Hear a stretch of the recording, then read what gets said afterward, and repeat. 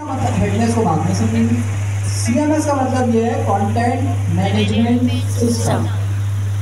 इसका मतलब कि हमारी वेबसाइट में जो भी कंटेंट होगा, इमेजेस हो गई, टेक्स्ट हो गया, हेडिंग्स हो गई, पैराग्राफ हो गया, जितना भी कंटेंट है हमारी वेबसाइट में वो हमारे पास हम कहाँ रखेंगे?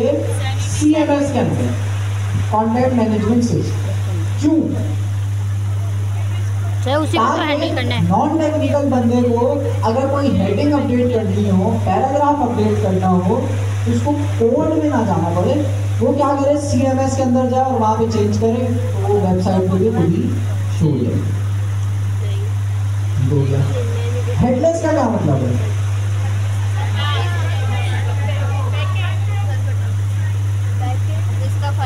कौन सी क्लास है?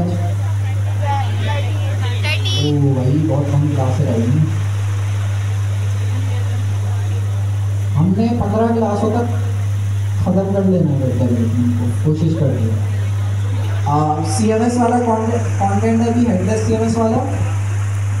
उसके बाद कैशिंग वगैरह और ये सारी चीज़ें हैं, फिर देखते हैं क्या क्या चीज़ें कवर हो सकती हैं। कैशिंग है, सर्वर एक्शन है, CDN है, सर्वर बेस है, ये सारी चीज़ें हम डिस्कस करेंगे। सुपर बेस ही है। तो 15 क्लासों में हमने टारगेट ये रखना है कि खत्म हो जाए।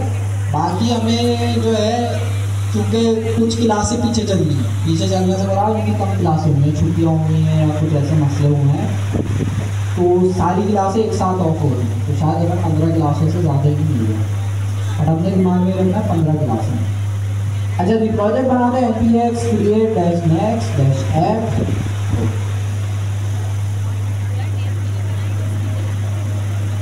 Space dot. Last time next 15 में हमने एड्रेस सीएमएस किया था ना, हो गया था। हाँ, इंस्टॉलेशन करने के लिए दी थी मैंने। कितने लोगों ने इंस्टॉलेशन करी है? आपने नहीं करी? आपने करी हो तो मैं कार्ड वापस दे दूँगा।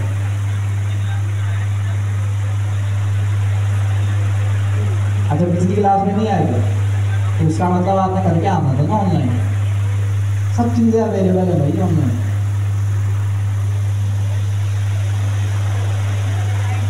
टर्बो पैक को हम यस कर देना है, जिसका मतलब ये है कि अब हमारी डेवलपमेंट के दौरान नेक्स्ट ईयर जो है वो फास्ट चलेगी। खैर मुझे तो इतना कोई डिफरेंस नज़र नहीं आया, शायद मैक के अंदर फास्ट चल रही हो, बट विंडोज़ के अंदर ऐसे कुछ इतना डिफरेंस नज़र नहीं आएगा। अच्छा जी, तो ये इंस्टॉलेशन हो रही है। उसके बाद सैनिटी के जो इंस्टॉलेशन वाले स्टेप्स हैं, अभी तो नेक्स्ट ईयर का प्रोजेक्ट बना है, नेक्स्ट ईयर के अंदर हम सैनिटी को यूज़ करेंगे। अच्छा, हमारा टास्क ये है आज की क्लास का कि हमने एक जो है ना, जैसे एक वेबसाइट है, इसके अंदर हमारे पास क्या क्या चीज़ें हैं? इमेज है, टेक्स्ट है, पैराग्राफ है, और आप अगर नोट करो ना, इस बटन के अंदर भी टेक्स्ट है। तो अगर किसी को टेक्स्ट यहाँ से चेंज करना, क्लाइंट बोलता है यहाँ आर सर्विसेज लिखा है, यहाँ लिखा होना चाहिए माई सर्विसेज, तो इसका भी हमें ऑप्शन देना होगा उसे। यहाँ डेटा कोड लिखा हुआ, यहाँ दे सकते हैं गेट लोकेशन। तो इस तरह का अगर कोई टेक्स्ट चेंज करना है तो हमने क्लाइंट को वो भी फ्लेक्सिबिलिटी देनी होगी। तो जितना भी यहाँ पर अच्छी, ये छोटा सा एजेंसी भी लिखा हुआ है। हमारा टास्क ये है कि हमने एक सेक्शन बनाना है जिसके अंदर इमेज भी हो, वो सेक्शन रिस्पॉन्सिव भी हो, उसके अंदर हमारे पास हेडिंग भी हो, पैराग्राफ भी हो, और एक बटन हो और बटन का टेक्स्ट हो। लेकिन है जिसके अंदर अगर कल को किसी ने इमेज चेंज करनी हो तो वो कोड में जाके चेंज ना हो, वो सैनिटी से चेंज कर ले। और सैनिटी अभी हम खोल के जब देखेंगे तो उसका जो इंटरफेस है वो बहुत आपके पास सिंपल सा है, आराम से कोई भी कंटेंट चेंज कर सकते हैं। करनी है, हमने ये चीज़ अचीव करनी है कि एक सेक्शन बनाना है, यूरो सेक्शन, जिसके राइट साइड पे इमेज हो, लेफ्ट साइड पे टेक्स्ट वगैरह हो, लेकिन इसका जो भी इसको हम कंटेंट कहते हैं, टेक्स्ट कंटेंट है, ये इमेज कंटेंट है, इसका जो भी कंटेंट है वो सैनिटी से आ रहा है। हम डायरेक्ट कोड में ना लिखें या अनलॉक योर ब्रांड्स, या हमारे पास सैनिटी से आ रहा है। अच्छा, सैनिटी दिखता किस तरह से, लास्ट क्लास में भी मैंने दिखाया था कि हमारे पास सैनिटी कुछ इस तरह का दिखता है, जिसमें जो है कोडिंग वगैरह जो है। अब क्लाइंट को जब आप कल को वेबसाइट बना के देंगे ना, तो क्लाइंट को अगर कोई कंटेंट चेंज करना होगा वो यहाँ से करेगा। जैसे उसको कोई सर्विस चेंज करनी है, पहली वाली सर्विस चेंज करनी है, अब देखें यहाँ पे सारी फील्ड्स लिखी हुई हैं कि क्या क्या चीज़ें हैं। एक टाइटल है आपके पास, उसके अलावा और नीचे आता है, और नीचे आता है ये। अच्छा, ये वाली जो है ना, पहले मैं सर्विस खोल देता हूँ। ग्राफिक डिजाइनिंग है यहाँ पे, एक सेकंड, वीडियो प्रोडक्शन वाली खोलता है। तो वापस आता हूँ अपनी वेबसाइट पे। इसके अंदर सर्विसेज के अंदर अभी हमने कौन सी वाली बोली है, वीडियो प्रोडक्शन। अब क्लाइंट को कल को क्या करना है, सी चेंज करना है, ये वीडियो प्रोडक्शन लिखा है ना, इसकी जगह पे कुछ और लाना है। तो क्लाइंट जो है आपसे भी बोलेगा भाई कि जो है आप जाके ये चेंज कर दो। क्यों? क्योंकि आपने उसको एक्सेस दिया है हेडलेस CMS का, जहाँ पे सारा कंटेंट रखा हुआ है। तो ये जो वीडियो प्रोडक्शन वाली चीज़ थी ना, वो ये दिखती है हीरो टाइटल के अंदर, वीडियो प्रोडक्शन। तो कल को अगर क्लाइंट को चेंज करना होगा, वीडियो प्रोडक्शन को चेंज करेगा, वो वेबसाइट के अंदर भी चेंज हो जाएगा। इसी तरह से हम नीचे आते हैं, यहाँ इमेज भी मिल जाएगी कुछ ना कुछ। ये इमेज है, इमेज को खोलते हैं, ये देखिए। अब इमेज अपलोड करनी है, तो इमेज अपलोड करना भी, ये पहली वाली इमेज लगी हुई है, तो यहाँ पे क्लाइंट आराम से इमेज भी अपलोड कर सकता है। तो क्लाइंट को कोई कोड समझने की ज़रूरत नहीं है, जो नॉन टेक्निकल बंदा है वो भी इजीली वेबसाइट का कंटेंट अपडेट कर सकता है। तो हमारा टास्क ये है कि सैनिटी को कॉन्फ़िगर करना इस तरह से, हमारा कंटेंट सारा सैनिटी में रखा होगा, और हमारी नेक्स्ट जेएस की एप्लीकेशन जो होगी उसको हमने सैनिटी के साथ क्या करना होगा, कनेक्ट करना होगा। कनेक्ट करने के लिए क्या चीज़ यूज होगी, APIs। सारा डेटा कहाँ रखा हुआ है, सैनिटी में रखा हुआ है, सारा कंटेंट सैनिटी में रखा हुआ है, और आपकी जो एप्लीकेशन है वो नेक्स्ट.js पे। तो सैनिटी से अगर मुझे डेटा फैच करना है तो उसके लिए मुझे APIs यूज़ करनी होगी। अच्छी बात यह है कि सैनिटी हमें APIs बनाने देते हैं। हाँ, वो APIs का तरीका थोड़ा सा डिफरेंट है, वो भी देख लेंगे। अच्छा जी, तो ये तो हमारे पास इंट्रोडक्शन था। अब हमने ये वाली चीज़ बनानी है।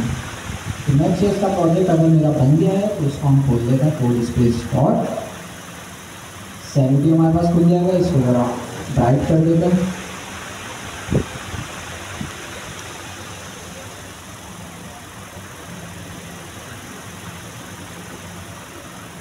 ओके, पेज डॉट TSX में मैं आता हूँ, सारी चीज़ें हटा देता हूँ जो पहले से लिखी हुई है। ग्लोबल CSS में से भी हटा देता हूँ क्योंकि हम शुरू से कोड लिखते हैं। और उसके अलावा ग्लोबल CSS के अंदर से भी सारी CSS हटा दूँ, पेज के अलावा सेव करते हैं इसे भी। ओके, अच्छा जी, तो ये तो हमारे पास नेक्स्ट.js का प्रोजेक्ट चल गया है। इसको अगर मुझे चलाना हो तो हम लिखेंगे npm run dev। तो इससे हमारे पास प्रोजेक्ट स्टार्ट हो जाएगा।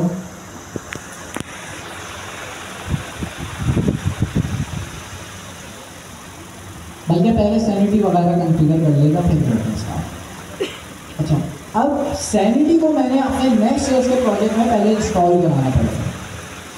इंस्टॉल कराने के लिए मैंने स्टेप बाय स्टेप यहाँ पे गाइड दी हुई है। अच्छा, आज हम एक और चीज़ करेंगे, क्या यूज़ करेंगे, ChatGPT। क्यों यूज़ करेंगे, आगे चल के जो हमारी प्रोग्रामिंग होगी वो सारी क्या होगी, natural language programming. Natural language क्या होती है,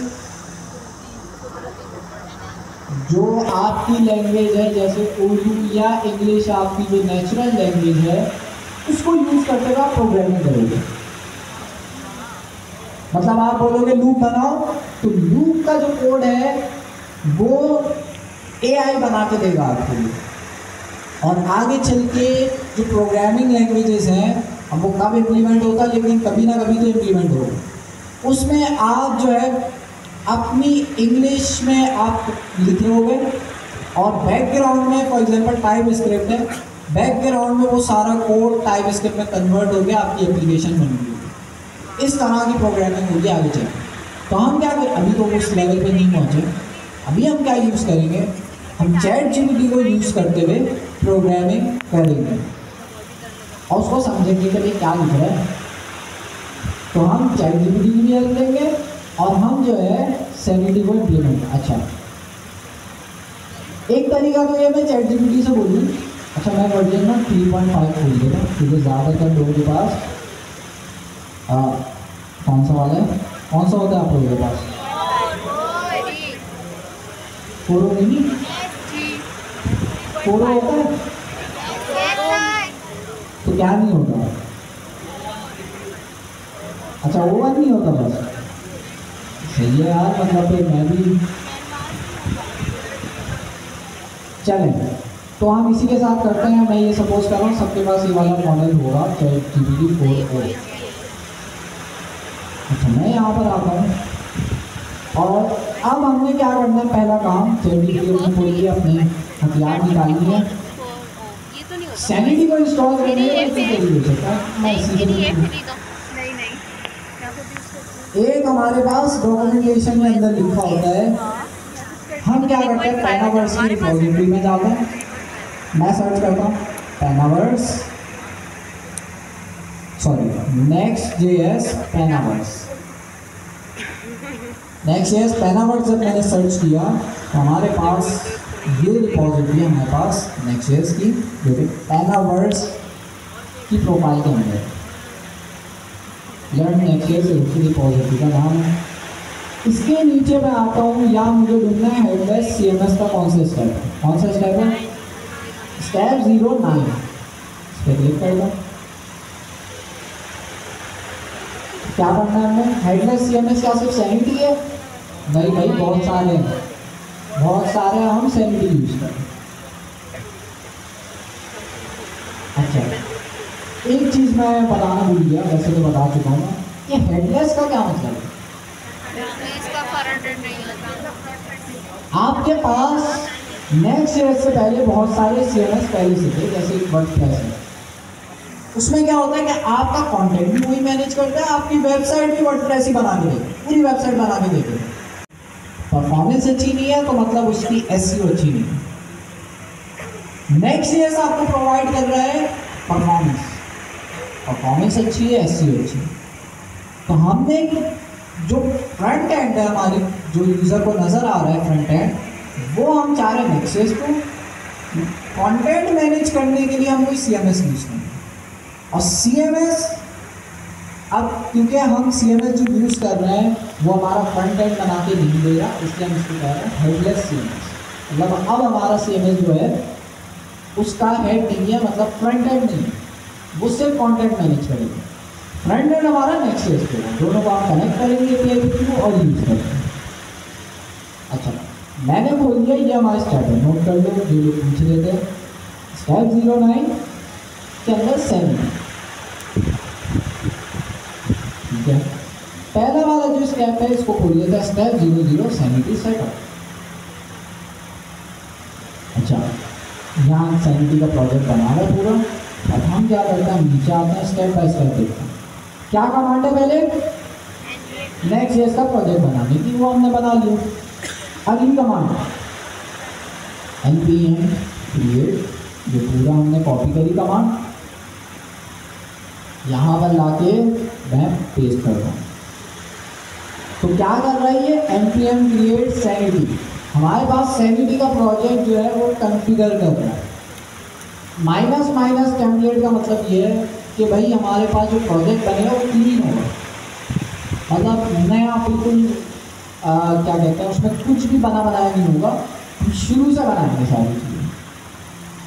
उसके बाद क्रिएट प्रोजेक्ट, हम बोल रहे हैं भाई एक प्रोजेक्ट, ये डबल कोट्स के अंदर लर्निंग सैनिटी प्रोजेक्ट, ये लर्निंग सैनिटी प्रोजेक्ट, ये प्रोजेक्ट का नाम है।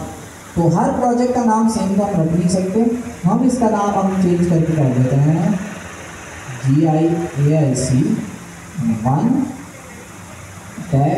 लेक्चर 30। तो ये मैंने नाम रखा है इसका। तो नाम कुछ भी रख सकता हूँ, मैं जितने प्रोजेक्ट बनाना चाहूँ मैं बना सकता हूँ सैनिटी के अंदर। तो ये नाम है, आधा नाम ऊपर है आधा नीचे है, उससे कंफ्यूज नहीं होना। डेटा सेट क्या चीज़ है वो हम आगे चल के डिस्कस करेंगे, बट इसको हमने प्रोडक्शन कर लिया। मेरे ख्याल से ना भी लगाऊँ तब भी ये आपके पास चल जाएगा, but as it is command मैंने यहाँ पे कॉपी कर ली, तो उसी को रहने देते हैं, एंटर दबाते हैं। अब ये सैनिटी मेरे नेक्स्ट ईयर के प्रोजेक्ट में कॉन्फ़िगर करेगा। ठीक है, अभी प्रोसीड करना है तो हम कर देते हैं यस। तो अब ये मुझसे कुछ सवालात करेगा, कुछ इंस्टॉलेशन करेगा। अच्छा, अभी मेरे पास नेक्स्ट ईयर के अंदर कुछ सैनिटी से रिलेटेड कोई फोल्डर बना हुआ पहले से नहीं है, कुछ भी सैनिटी से रिलेटेड नहीं है अभी तक। लेकिन जब हम इंस्टॉलेशन सारी कर लेंगे तो यहाँ सैनिटी से रिलेटेड फोल्डर भी आ गए। तो वापस आते हैं, यहाँ पे लोडिंग हो रही है।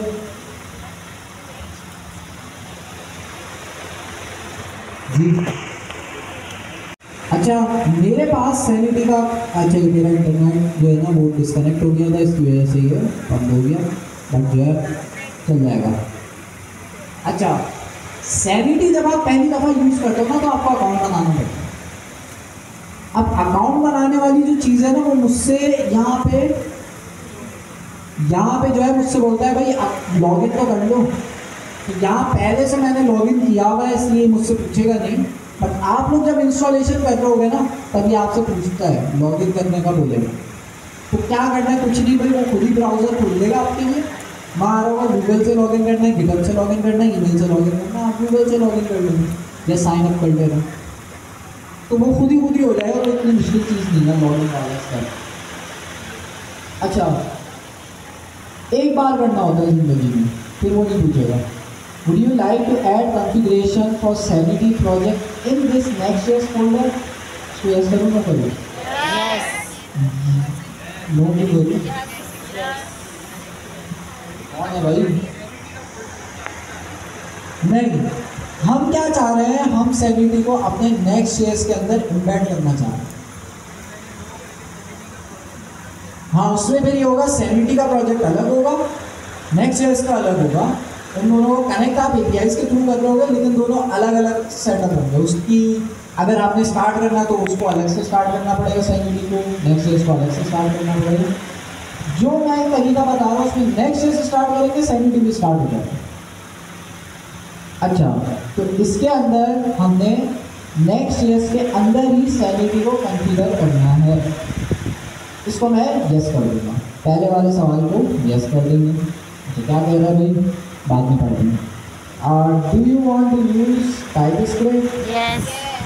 यस।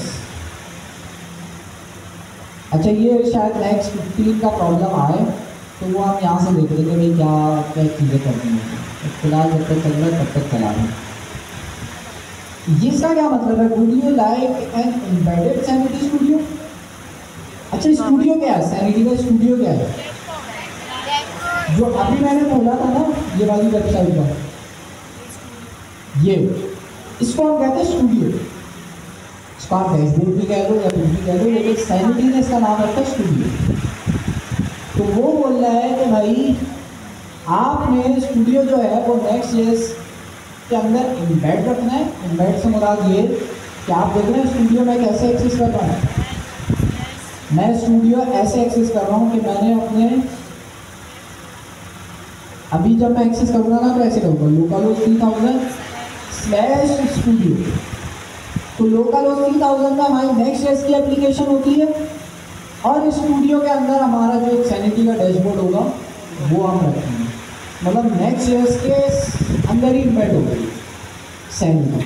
वरना क्या होता है कि आपको लोकल होस्ट 3000 पे नेक्स्ट चल रही होती और यहाँ पे आके लोकल होस्ट 8000 पे सैनिटी चल रही है। तो ये अब इम्बेडेड नहीं है, सैनिटी अलग चल रही है, नेक्स्ट ईयर अलग चल रही है।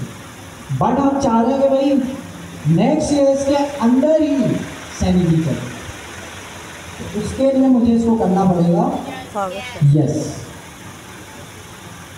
अच्छा, अब ये पूछ रहा है कि भाई आपने कहा है ठीक है इम्बेड करनी है, लेकिन आपको ये खोलना किसमें है? स्टूडियो जो है आपको वो खोलना किसमें? हम किसमें खोलते हैं अमूमन? लोकल होस्ट 3000/studio जब आप लिखते हैं ना अपने URL में, तो सैनिटी खुल जाता है। अब आप इसको चेंज करना चाह रहे हैं, आप चाह रहे हैं डैशबोर्ड रखें तब खुले सैनिटी, तो आप वो कर सकते हैं। बट इस केस में हम स्टूडियो ही रखेंगे, तो यहाँ लिखा आ रहा है /studio, तो हम इसको बस डायरेक्ट एंटर कर देते हैं। वो कह रहा है भाई डिफ़ॉल्ट आपके पास ये होता है, एंटर। हमने एक क्लीन प्रोजेक्ट बनाना है या ब्लॉग का पहले से बना हुआ प्रोजेक्ट? क्लीन हम बनाएंगे ताकि हम शुरू से सीखें सैनिटी। एंटर। ये लाएगा project ID data set .env file, इसको हम कर देते हैं यस। अभी .env फाइल को भी डिस्कस करेंगे, यस कर देते हैं। अच्छा, ये जितने भी मैंने यस और नो करे हैं ना, ये सारे रिपोजिटरी के अंदर यहाँ पे लिखे हुए किसको यस करना है किसको नो करना है। इन केस आप भूल जाओ, आप यहाँ पे देख सकते हो कि पहले वो पूछता है कि भाई लॉगिन का पूछता है पहली दबाने से, उसके बाद आपसे ये बोलेगा कुछ सवालात पूछेगा, यही सवालात मैंने अभी इनके जवाब दिए सबके। तो पहले वाले का जवाब मैंने यस दिया है, दूसरे वाले का भी यस दिया है, तीसरे वाले का, तो सारी चीज़ें यहाँ पे पूछता है। तो उनके साथ सबके जवाब मैंने यहाँ लिखे हैं। बस थोड़ा हमें वेट करना होगा, सैनिटी हमारे पास कॉन्फ़िगर हो जाएगा, इंस्टॉलेशन सारी हो जाएगी। अब फिर हम अपना नेक्स्ट ईयर का प्रोजेक्ट देखेंगे, उसमें क्या क्या चीज़ें इसने बनाई हैं। तो इसमें बस समझने वाली इंस्टॉलेशन के दौरान समझने वाली ये चीज़ें, स्टूडियो क्या है? स्टूडियो ये है जो अभी मैंने दिखाया था, ये स्टूडियो है, पहली चीज़ समझ आ रही है। इम्बेडेड का क्या मतलब है? हमारे प्रोजेक्ट के अंदर हमारा जो स्टूडियो है वो नेक्स्ट ईयर के अंदर ही चले, इसका मतलब है इम्बेडेड। तो दो चीज़ें हो गई। तीसरी चीज़ क्या थी भाई?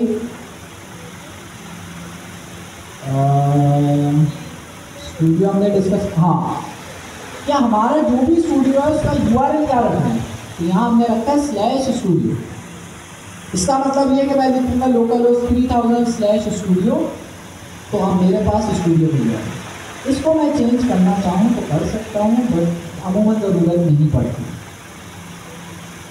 तो इस तरह से हमारा सैनिटी इंस्टॉल हो रहा है, होने वाला है, जिसके अंदर ये हमारे पास कुछ फाइल्स वगैरह बनाएगा और कुछ इंस्टॉलेशन वगैरह करेगा और सैनिटी सेट हो जाएगा। हो गया। ये सक्सेस का मैसेज आना ज़रूरी है, नहीं आया तो इंस्टॉलेशन मतलब नहीं है, सक्सेस आना ज़रूरी है। अच्छा, अब मैं अपना प्रोजेक्ट वापस खोलता हूँ। पहले हमने देखा था सैनिटी से रिलेटेड कोई चीज़ हमारे पास नहीं थी। अब वापस मैंने नेक्स्ट ईयर का प्रोजेक्ट खोला है, तो कुछ दिख रहा है सैनिटी से रिलेटेड? कहाँ दिख रहा है? अभी दिख रहा है? क्या दिख रहा है? सब तो पहले से था। थोड़ा नीचे आता है,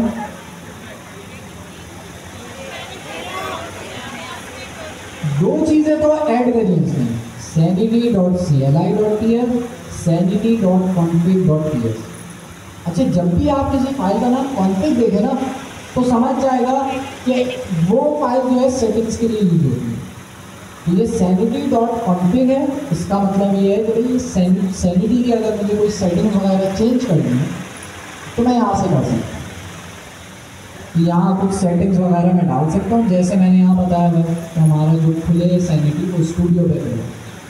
सेटिंग अगर मुझे चेंज करनी है तो स्टूडियो से कॉन्फ़िग की फाइल से करनी है। तो हमने ts कॉन्फ़िग भी देखी, हमने tailwind कॉन्फ़िग भी देखी, अब सैनिटी कॉन्फ़िग भी सेटिंग्स के लिए देखी। अच्छा, हम सारी फाइल्स में डिस्कस करेंगे, इनमें सारी समझ ही नहीं आएंगी। हम ऊपर आते हैं, SRC के अंदर जाते हैं। SRC के अंदर क्या चीज बन गई? एक सैनिटी का फोल्डर उसने खुद ही बना दिया, हमने कुछ नहीं किया। सैनिटी के फोल्डर को खोलते हैं, यहाँ क्या क्या चीजें हैं? एक लिप का फोल्डर है, एक स्कीमा टाइप का फोल्डर है, एक env.ts है, एक structure.ts है। हमारे काम की कौन सा फोल्डर है? Schema type. अच्छा, इसमें हम जाएंगे, बट जो है फिलहाल ये बता रहा हूं कि सैनिटी का इसने फोल्डर खुद ही बना दिया। कहाँ से इसने की आवाज आ रही है? कम है सर भाई। अच्छा, .env की फाइल जो है आपके पास, इसको डिस्कस करते हैं। अभी तक और कुछ सैनिटी से रिलेटेड डिस्कस नहीं किया, सिर्फ कॉन्फ़िग की फाइल बोली मैंने कि भाई सैनिटी के अगर सेटिंग्स को चेंज करना है तो sanity.config से चेंज होगी, हमें कुछ चेंज करने की ज़रूरत नहीं पड़ेगी। बट अगर आपको करना हो तो यहाँ से होगी। दूसरी चीज़ अब हम जो डिस्कस करने जा रहे हैं वो .env का है। अब ये .env के अंदर लिखा गया है, env की full form environment variables. Environment variables क्या होते हैं? आपके पास आपके प्रोजेक्ट के अंदर बहुत सारी ऐसी चीजें हो सकती हैं जो कि आप गिटहब पर नहीं पब्लिश करना चाहते। जैसे हो सकता है आपके पास यहाँ पे आपकी एप्लीकेशन का पासवर्ड। अच्छा, इसको बनाते किस तरह से? जो ऊपर के दो बने हुए उनको हम इग्नोर करते हैं, वो सैनिटी ने बनाए हुए। अगर मुझे अपना कोई बनाना है तो यहाँ पे मैं लिखूंगा अपना जो भी इन्वायरमेंट वेरिएबल। तो इन्वायरमेंट को भी समझते हैं, बट वेरिएबल को हमें पता है। सिंपल टाइप स्क्रिप्ट में जो वेरिएबल होते हैं, वेरिएबल जिसमें हम कुछ स्टोर करते हैं। तो यहाँ मैंने पासवर्ड नाम का वेरिएबल बनाया। अच्छा, पासवर्ड नाम के वेरिएबल के अंदर मेरे पास हो सकता है कुछ बहुत इंपॉर्टेंट पासवर्ड है जो अगर किसी को पता चल जाए तो वो मेरी वेबसाइट को हैक कर सकता है। पासवर्ड तो इंपॉर्टेंट होता है ना, लेकिन ये पासवर्ड मुझे अपनी एप्लीकेशन में Next.js में यूज़ करना है।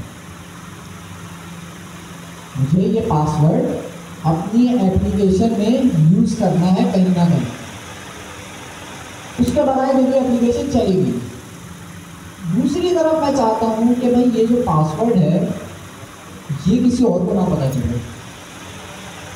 अब गिटहब पे जब आप पासवर्ड वगैरह ऐसे ही पुश कर देते हो ना, तो मसला ये होता है कि गिटहब की प्राइवेट रिपॉजिटरीज में से भी पासवर्ड निकल सकते हैं, हैकर्स निकाल सकते हैं। पहले भी ऐसे इंसिडेंट हो चुके हैं कि प्राइवेट रिपॉजिटरी है फिर भी किसी ने पासवर्ड निकाल दिया, उसमें लिखा हुआ है। पासवर्ड निकल गया तो वो तो फिर आपकी वेबसाइट पर कंट्रोल करेगा। तो ऐसी चीज़ें जो कि आप चाहते हैं कि भाई गिटहब पे पब्लिश ना हो, उसको हम सीक्रेट रखें अपने पास, तो उसके लिए आप .env की फाइल बनाते हैं। जैसे मेरे पास पासवर्ड की फाइल है यहाँ पे, इसके अंदर मैंने पासवर्ड रखा। अब जब मैं गिटहब पे पब्लिश करूँगा ना अपना प्रोजेक्ट, गिटहब पे जब मैं डालूंगा तो उसके अंदर कौन सी फाइल नहीं जाएगी? .env की फाइल नहीं जाएगी। तो मोस्टली हमारे पास जो env की फाइल है वो आपके पास यूज होती है सीक्रेट्स को स्टोर करने के लिए। अच्छा, .env की फाइल मेरे पास लोकली रखी होगी। लोकली तो मसला नहीं है, मेरा प्रोजेक्ट रखा हुआ है पूरा, लोकली मसला नहीं है। मसला कब है? जब मैं गिटहब पे डालूंगा तो कोई मेरा पासवर्ड ना चुरा ले। इसलिए हम जो है .env की फाइल को गिटहब पे पुश नहीं करते। और ये प्रैक्टिस है, .env की फाइल कभी भी गिटहब पे पुश नहीं होती। अच्छा, ये कैसे सेट करेंगे env की फाइल पुश ना हो? वही तो पूछ रहा हूँ। मेरा सवाल ये है कि भाई अब ये जो .env की फाइल है ना, इसको मुझे गिटहब पे नहीं पब्लिश करना। मैं चाहता हूँ जब भी मैं प्रोजेक्ट कुछ करूँ ना, ये वाली फाइल ना मिले। क्या करते हैं, हमारे पास एक बनी बनाई फाइल होती है .get इसका मतलब ये है कि हम गिट को बता रहे होते हैं कि कौन कौन सी फाइल्स आपको इग्नोर करनी है, गिटअप पर नहीं डालनी थी। आप पहले से लिखी हुई है सारी फाइल और यहीं पे लिखी है .env की जितनी भी फाइल्स होंगी वो भी गिटअप पे ये नहीं डालेगी, पहले से लिखी हुई है नेक्स्ट ईयर में। तो इससे क्या होगा, जो भी हमारे सीक्रेट्स हैं वो सेफ रहेंगे। अच्छा, इसको हटा देते हैं। तो फिलहाल मैंने आपको ये बताया .env का ये फायदा कि आप env की फाइल के अंदर वो वेरिएबल्स बनाते हैं जो कि आपको रखना है सीक्रेट, वो आप चाहते हैं कोई और ना एक्सेस कर सके। एक और काम है इसका, लेकिन वो हम जो है अभी जब कोडिंग करेंगे तो उसमें हम डिस्कस करेंगे कि ये सैनिटी ने दो वेरिएबल सेट करेगा। ये सैनिटी ने सेट करके दिए, मैंने नहीं करे। सैनिटी ने दो वेरिएबल सेट करे हैं, ये कहाँ यूज हो रहा है और कैसे यूज हो रहा है ये अभी हम डिस्कस करेंगे। तो जब हम कोडिंग की तरफ जाएंगे तब उसमें हम डिस्कस करेंगे। फिलहाल env ने डिस्कस किया कि हम सीक्रेट्स वगैरह स्टोर करने के लिए यूज़ करते हैं। अच्छा जी, बन करता है .env को और आता है असल प्रोग्रामिंग की तरफ सैनिटी के अंदर। अभी तक मैंने सिर्फ इंस्टॉलेशन करी है, तो मैं आता हूँ अपने नेक्स्ट ईयर के प्रोजेक्ट को चलाता हूँ npm run dev। इंस्टॉलेशन करने के बाद मैंने npm run dev किया। अब मैं जाऊँगा लोकल होस्ट 3000, लोकल होस्ट 3000 पर हमारी नेक्स्ट ईयर की एप्लीकेशन खुल जाएगी जो कि खाली है।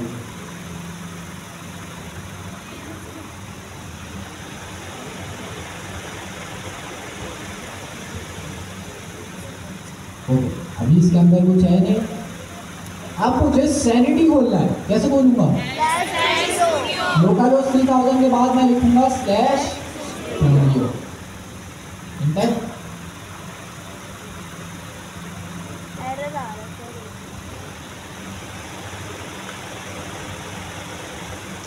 अच्छा, ये एरर जो है ना ये एक्सटेंशंस की वजह से आकर आप रिफ्रेश करेंगे तो वो राइट हो जाएगा। हम तो फिलहाल हमने कुछ किया ही है ना, खाली पेज पे आ रहा है।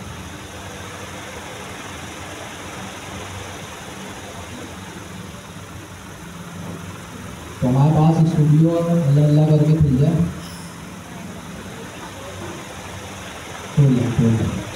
पहली दफ़ा खोल लिया ना इसलिए खुल जाए।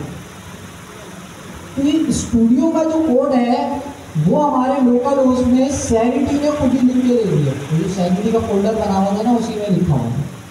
ऐप के अंदर उससे पेजेस भी बना होंगे इसके। तो ये देखिए लॉगिन का पेज भी इसने खुद ही बना दिया, login with Google, login with GitHub. तो मैं लॉगिन विद गूगल कर लेता हूँ और अपने अकाउंट से लॉगिन कर देता हूँ।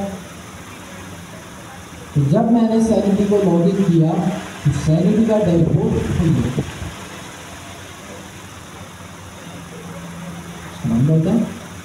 अभी क्या है, सैनिटी खाली, सैनिटी है भाई खाली। इसके अंदर हमारे पास कुछ भी चीज़ें नहीं है। जैसा हमारे पास अभी हमने उस वेबसाइट का सैनिटी देखा था, वो तो भाई इसमें तो बहुत सारी चीज़ें थी, जैसे सर्विसेज वगैरह देखें। इसमें क्या क्या चीज़ें, सर्विसेज, ब्लॉग्स का पेज, केस स्टडी का पेज। तो ये तीन चीज़ें हैं। इसमें मैं होम पेज भी ऐड कर सकता हूँ, अबाउट पेज भी ऐड कर सकता हूँ। तो ये सारी चीज़ें। अच्छा, इसमें अगर मैं इसको रिफ्रेश करूँ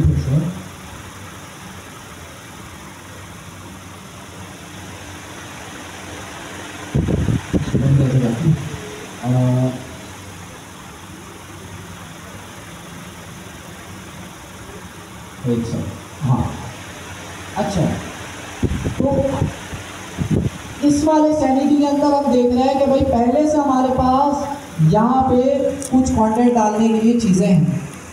सैनिटी के अंदर हमारे पास तीन चीज़ें होती हैं, डॉक्यूमेंट, उसके अलावा एंटिटी और डेटा। अभी हम इसको एक एक करके देखेंगे। पहले मैं आता हूँ अपनी सैनिटी के अंदर। अभी हम ये देख रहे हैं कि भाई हमारा सैनिटी खाली है और इस वाले सैनिटी के अंदर पहले से चीज़ें हैं। तो हमारे सैनिटी में अगर मुझे चीज़ें डालनी है तो मैं क्या करूँगा और कैसे क्या कोड लिखूँ। तो यहाँ क्या बोल रहे हैं, नो डॉक्यूमेंट टाइप्स। मतलब हमें कुछ ना कुछ बनाना पड़ेगा इसको चलाने के लिए। हेडलेस CMS ये वाला जो है ना, इसमें ऐसा ऑप्शन नहीं है कि भाई आप जो ड्रैग एंड ड्रॉप करें। इसमें सैनिटी को कॉन्फ़िगर करने के लिए भी मैंने कुछ कोड लिखना पड़ेगा, बट वो बहुत आसान है, ChatGPT की भी हेल्प ले सकते हैं। अच्छा भाई, तो मैं यहाँ पर आता हूँ। अभी जो केस था ना, मुझे क्या बनाना है, मुझे होम पेज का जो हीरो सेक्शन होता है उस हिसाब से कॉन्फ़िगर करना है कि हीरो सेक्शन के अंदर जो जो चीज़ें होती हैं वो मेरे सैनिटी के अंदर शो हों। तो मैं इससे बोलता हूँ कि भाई हमारे पास क्या बना के दो, स्कीमा बना के दो। अच्छा, स्कीमा क्या होता है उसको डिस्कस कर लेते हैं पहले, फिर इससे जनरेट कराएंगे। स्कीमा को हम इस तरह से समझ सकते हैं कि आपका जो डेटा है उसका स्ट्रक्चर कैसा हो। फॉर एग्जांपल हमारे पास एक्सेल शीट होती है ना, एक्सेल शीट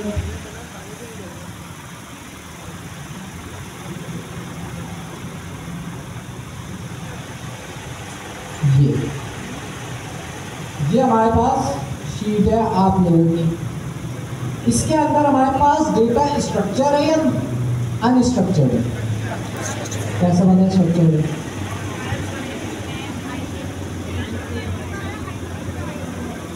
स्ट्रक्चर्ड ऐसे पता चला कि भाई हमने नेम का कॉलम बनाया हुआ है और उस कॉलम के अंदर सिर्फ नेम सारी चीजें आती। आईडी का कॉलम बनाया हुआ है, आईडी के अंदर सारी आईडीज आ रही हैं, उसके अलावा कुछ और चीज नहीं मिलेगी। तो इस तरह से हम जो भी अपने डेटा को रखते हैं ना, एक स्ट्रक्चर में रखते हैं ताकि उसको रीड करने में आसानी हो।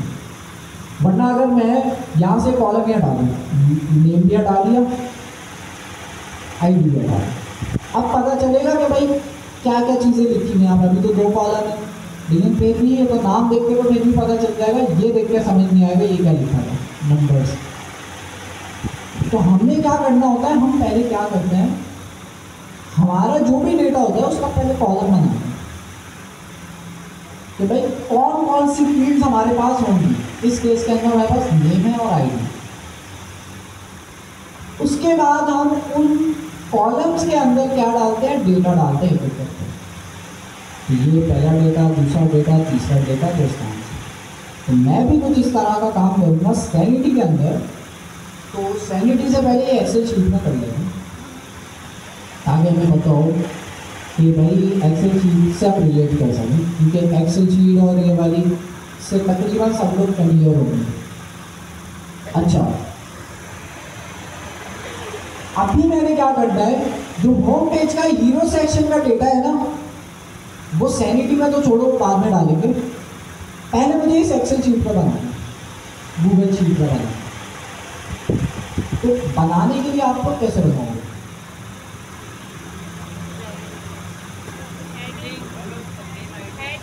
सबसे पहला काम क्या करोगे? सबसे पहले आप कॉलम बनाओगे, हेडिंग वगैरह लिखोगे। सबसे पहले डॉक्यूमेंट बनाएंगे, जैसे मैंने बनाया। इसका नाम मैं रख लेता हूँ होम पेज। ये डॉक्यूमेंट बनाए बगैर क्या मैं डायरेक्ट डेटा टाइप इंसर्ट करना स्टार्ट कर सकता हूँ?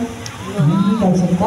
सबसे पहले मुझे डॉक्यूमेंट बनाना पड़ेगा, मतलब पूरी शीट जो कि फिलहाल खाली है, बट इस शीट को बनाए बगैर मैं आगे नहीं बढ़ सकता। पहले मैंने एक डॉक्यूमेंट बनाया, इसका नाम हमने रख दिया डॉक्यूमेंट, याद रखना है। अच्छा, सैनिटी भी यही हमसे कंप्लेन कर रहा है कि आपके पास क्या नहीं है, नो डॉक्यूमेंट टाइप। जिसका मतलब ये है कि हमने सैनिटी को बताया ही नहीं है कि भाई होम पेज हमने बनाना है, ये बताना पड़ेगा हमें। लेकिन सैनिटी को बताने से पहले एक्सेल शीट को बना लेते हैं, गूगल शीट को। पहला काम हमने डॉक्यूमेंट बनाना, कैसे बनाएंगे वो भी हम लिखेंगे। सेकंड काम आप क्या करते हो, कॉलम बनाते हो कि हमारे पास कौन कौन सी फील्ड्स होंगी। तो होम पेज के अंदर हमारे पास कौन कौन सी फील्ड्स हैं, एक होगी हेडिंग, ठीक है, एक होगी हेडिंग, एक होगा पैराग्राफ और एक होगा भाई image. Button heading, paragraph, image. बाकी यहाँ पे टैग लाइन भी हो सकती है। अगर मैं इस वेबसाइट की बात करूँ तो यहाँ जो है ये टॉप वाले का नाम आप रख लो टैग लाइन, नाम कुछ भी रख सकते हैं। टैग लाइन हो गई, इसका नाम हमने हेडिंग रख लिया, इसका नाम पैराग्राफ कर लिया। और इस बटन का नाम आप रख सकते हैं, बटन के टेक्स्ट का नाम बटन टेक्स्ट। तो इस तरह से मैंने फील्ड्स बनानी होती है हर डेटा के अंदर। ये तो हम गूगल शीट में कर रहे हैं ताकि हम लोग रिलेट कर रहे हैं। अब हेडिंग के अंदर हम हेडिंग डाल देते हैं, यही वैल्यू कॉपी करते हैं, यहाँ पर आता है हेडिंग के अंदर हेडिंग डाल दी। पैराग्राफ के अंदर यही पैराग्राफ उठा के डाल देते हैं, पैराग्राफ के अंदर पैराग्राफ डाल दिया। इमेज के अंदर यहाँ पे इमेज अपलोड नहीं कर सकते तो इमेज का URL डाल देते हैं। कोई भी इमेज हम गूगल से उठा सकते हैं और जो है उसका URL डाल देते हैं। तो अनस्प्लैश एक वेबसाइट है जो कि आपको इमेजेस देती है अच्छी क्वालिटी की, तो हम उससे इमेज डाल देते हैं। फिलहाल हम लोग यहाँ प्रैक्टिस कर रहे हैं ना, तो इमेज URL यहाँ पे सिर्फ HTTPS लिखते हैं।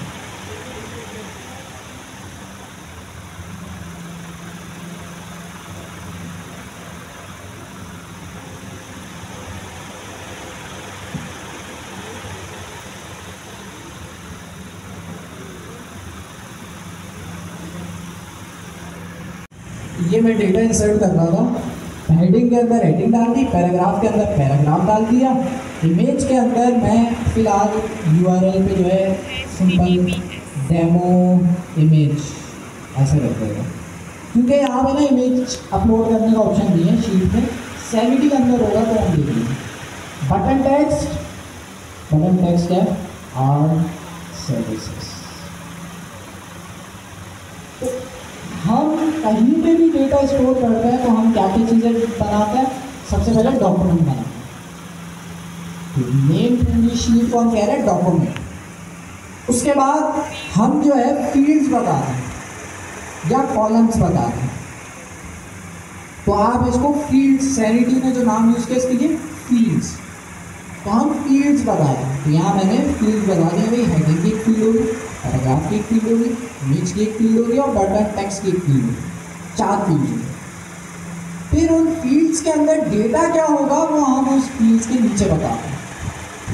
तो 3 चीज़ें हमने यहाँ पे याद रखी हैं, document, fields, data. Document, fields, data. अच्छा, अब यही काम ये एक्सेल शीट पे समझ आ गया, गूगल शीट के अंदर समझ आ गया। यही काम सैनिटी में करना है, लेकिन सैनिटी में इतना आसान नहीं है। ये जो काम मैंने किया है ये तो मैंने माउस से क्लिक करके कर लिया ना। सैनिटी के अंदर ऐसा ऑप्शन नहीं है कि आप क्लिक करो उस फील्ड का नाम रखो, ऐसा ऑप्शन नहीं है। उसके लिए हमने टाइप स्क्रिप्ट लिखनी होगी, थोड़ी कोडिंग लिखनी होगी। तो ये जो स्ट्रक्चर है कि भाई होम पेज हमारे पास डॉक्यूमेंट है, 4 फील्ड्स हैं और ये डेटा है, ये जो स्ट्रक्चर हम बताएंगे ये हम बताएंगे, इस स्ट्रक्चर को हम कहते हैं स्कीमा। स्कीमा सैनिटी को मुझे बताना है ना कि भाई मेरे पास कौन सा डॉक्यूमेंट होगा, उस डॉक्यूमेंट के अंदर कौन कौन सी फील्ड्स होंगी। ये चीज़ बताने के लिए मुझे क्या लिखना होगा? स्कीमा। अच्छा, स्कीमा कैसे लिखते हैं? हम आते हैं यहाँ पर SRC के अंदर, सैनिटी वाले फोल्डर के अंदर यहाँ क्या लिखा है पहले से? Schema types. स्कीमा टाइप्स के अंदर मैं आता हूँ, index.ts की यहाँ एक फाइल बनी हुई है, इसको खोल लेते हैं। ठीक है, सैनिटी के फोल्डर के अंदर, स्कीमा टाइप्स के अंदर index.ts की फाइल है, वो मैंने खोल दी। करते हैं। अब यहाँ पे वो कह रहा है कि भाई आपके पास स्कीमा तो अभी फिलहाल क्या है? खाली है। देखिए एम्प्टी एरर है ना, जिसका मतलब ये है खाली है। यहाँ मुझे कुछ ना कुछ स्कीमा डालना होगा, तो हम क्या करते हैं, यहाँ पे मैं होम पेज का स्कीमा बनाना स्टार्ट करता हूँ। अच्छा, स्कीमा बनाने के लिए हमें 2-3 चीज़ें पास करनी होती हैं। वो हम ChatGPT से भी जनरेट कराएंगे, मैं जो है थोड़ा बहुत खुद भी लिख लूँगा। Schema dot o T S की और वेरिएबल मैंने बनाया font index dot homepage T S equals to, schema के अंदर अच्छा वो जो है ना इसके अंदर में मेरे पास आएगी टाइप सैनिटी के अंदर स्कीमा का एक Document। फोल्डर है, फोल्डर के एक अंदर काम करते हैं पूरा पहले ना ChatGPT से बनवा लेते हैं, फिर उसके बाद उसको समझते हैं। मैं आए ताकि आप लोगों को ना स्कीमा जनरेट करना आता हो, क्योंकि ये जो मैं समझाऊंगा अपने यहाँ पे लिख के वो आपको याद तो रहेगा। इसके अंदर 3 चीज़ें होती हैं, टाइप, फील्ड्स और नेम। नेम, टाइप, फील्ड्स, 3 चीज़ें पास करनी होती हैं, बट वो जो है हम GPT से ही जनरेट करा रहे हैं ताकि आपको जनरेट करना आ जाए। लेकिन डेटाबेस ये बैकग्राउंड में क्या यूज़ कर रहा है वो तो इन पर डिपेंड करता है, वो हमें नहीं पता। बट ये डेटाबेस नहीं है, ये CMS है। डेटाबेस अलग चीज़ है, CMS अलग चीज़ है, हेडलेस CMS अलग चीज़ है। दोनों डेटा स्टोर करता है, लेकिन डेटाबेस का काम है डायनेमिक डेटा जो फ्रीक्वेंटली चेंज हो रहा हो वो स्टोर करना। हेडलेस CMS का काम है कंटेंट, वेबसाइट का कंटेंट स्टोर करना। अच्छा, ChatGPT से हमने जो है ना ये जो स्कीमा मैंने यहाँ बनवाया होम पेज का, यही स्कीमा मुझे सैनिटी के लिए बनवाना है। तो उसके लिए मैं क्या करूँगा, इसको पहले रोल दे देगा, act as an expert Next.js and Sanity developer. पहले हम रोल दे देते हैं ताकि जो है ना ये फिर उस हिसाब से जो है हमसे कम्युनिकेट करें। तो पहले हमने इसको हम कहते हैं प्रॉम्प्ट इंजीनियर, तो भाई पहले रोल दे दो ताकि आपको अच्छे आंसर्स मिले। अच्छा, अब मुझे इसको बताना है कि भाई ये जो होम पेज मुझे बनाना है इसका मुझे स्कीमा जनरेट कराना है। तो मैं इससे बोलूँगा create a schema, sanity schema for my home page. और तो मैंने ये बताया कि भाई होम पेज के लिए स्कीमा बनाना है। अब उस स्कीमा के अंदर कौन कौन सी फील्ड्स होनी है ये भी मुझे इसे बताना पड़ेगा। तो हेडिंग होगी, पैराग्राफ होगा, इमेज होगी, बटन टेक्स्ट होगा। तो ये 4 फील्ड मुझे इसको बतानी होगी। तो मैंने इसको कहा कि भाई सैनिटी का स्कीमा बताओ for home page which contains the following fields. और जो मेरे पास फील्ड्स थी वो मैंने चारों यहाँ पे लिखी। हेडिंग की एक फील्ड होगी, पैराग्राफ की एक फील्ड होगी, इमेज की और बटन टेक्स्ट। और इसको मैं बोल देता हूँ यूज गुड नेमिंग कन्वेंशन, ताकि जो है ना ये अच्छे नाम रखे, वरना ये सिंपल नाम रख देगा ना तो उससे फिर हमें कॉन्फ्लिक्ट आ सकता है। तो मैंने इससे बोला भाई स्कीमा बनाओ, सैनिटी का स्कीमा बनाओ और उसके अंदर कौन कौन सी फील्ड्स रखनी है वो मैंने बता दिया। ये कुछ ना कुछ तो बना रहा है। ओके, तो इसने स्कीमा बनाया है और इसके अंदर इसने बहुत ज़्यादा चीज़ों का ख्याल रखा है। इसमें से बहुत सारी चीज़ें हम रिमूव कर देंगे। तो अगर हमें स्कीमा समझ नहीं आएगा तो ये जो भी जनरेट कर रहा है ना वो भी हम फ़ायदा नहीं उठा सकते उससे। कोड बिल्कुल सही जनरेट किया इसने। अभी हम इसको समझेंगे क्या जनरेट किया। जी, इसकी थीम को कैसे कनेक्ट करेंगे, लाइट कैसे करेंगे, सेटिंग्स में जाएंगे और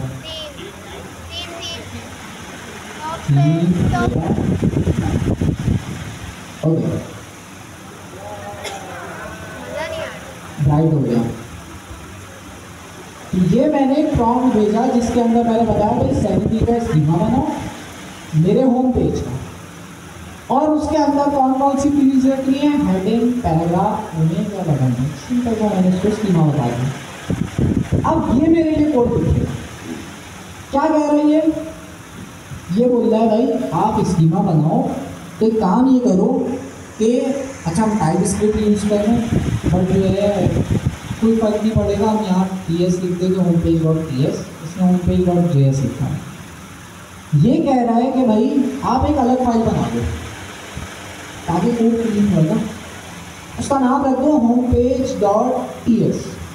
इसको हमने बताया ना टाइप स्क्रिप्ट में लिखना है, बट टाइप ts करके देता। उसके बाद वो कह रहा है भाई ये रहा आपका स्कीमा, इसके अंदर बहुत सारी चीज़ें इसने डाल दी हैं जो कि हम हटा देते हैं। ये आपका स्कीमा है, इसको समझेंगे अभी। उसके बाद वो कह रहा है भाई की डिटेल, इसके अंदर हेडिंग का पैराग्राफ है, इमेज है, बटन टेक्स्ट है, ठीक हो गया। और ये उसकी डिटेल्स भी आ गई भाई कौन सी चीज़ क्या लिखी हुई। अगर मुझे कोई पार्ट नहीं समझ आता आगे चलिए, मैं उसको बोलता भाई ये पार्ट मैं सेलेक्ट करता, मैं इससे बोलता भाई ये समझा दो। मैं बोलता यार ये नेम और टाइटल में क्या फ़र्क है ये तो बताओ मुझे। नेम भी बटन टेक्स्ट है, टाइटल भी बटन टेक्स्ट है, क्या डिफरेंस है ये भी बता दो। तो मतलब लर्निंग भी मैं इसी के साथ साथ कर सकता हूँ और मेरा काम भी आसान हो जाएगा। मैं कुछ चीज़ भूल भी जाता हूँ तो ये मुझे सही कर देगा। अच्छा, आगे क्या कह रहा है भाई, उससे कहा भाई पहले होम पेज का आप क्या बनाओ, होम पेज डॉट ts की फाइल बनाओ, उसके अंदर ये सारा स्कीमा डालो और उसको क्या कर दो, एक्सपोर्ट कर दो। ठीक है, हम कर लेंगे। उसके बाद ये कह रहा है कि आपकी जो मेन स्कीमा की फाइल है जिसमें लिखा हुआ स्कीमा टाइप्स, और वो एरे हमारे पास अभी क्या था, खाली था। वो कह रहा है भाई जो आपने स्कीमा अभी बनाया ना उसको पहले रिपोर्ट करो अपनी उस फाइल के अंदर और इस एरे के अंदर, बस आपका स्ट्रक्चर बन जाएगा। सैनिटी के अंदर फील्ड्स आ जाएगी, फिर आप डेटा आराम से इंसर्ट कर सकते हैं। तो इस तरह का ये पूरा प्रोसेस इसने मुझे बता दिया। तो मैं क्या करता हूँ, शुरू से स्टार्ट करता हूँ वहाँ से। ये बोल रहा है होम पेज डॉट जेएस की फाइल बनाए, हम टीएस यूज़ कर रहे हैं तो हम होम पेज डॉट टीएस कर रहे हैं। अब सवाल ये बनाऊँगा स्कीमा से रिलेटेड काम जो भी मैं करूँगा स्कीमा टाइप्स के फोल्डर में करता हूँ ताकि एक जगह रहे स्कीमा का काम। तो यहाँ मैं एक फाइल बनाता हूँ होम पेज डॉट टीएस।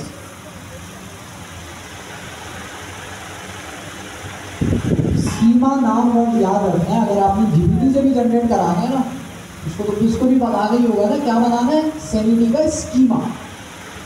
अब ये वर्ड ही भूल गया तो कैसे जनरेट कराएंगे, ठीक है। अच्छा, तो हमने पहले स्टेप कर लिया होम पेज डॉट टीएस। अगले स्टेप की तरफ जाते हैं। ये कोड पूरा उसने दे दिया, इसको हम पहले कॉपी करते हैं, पेस्ट करते हैं, फिर समझते हैं।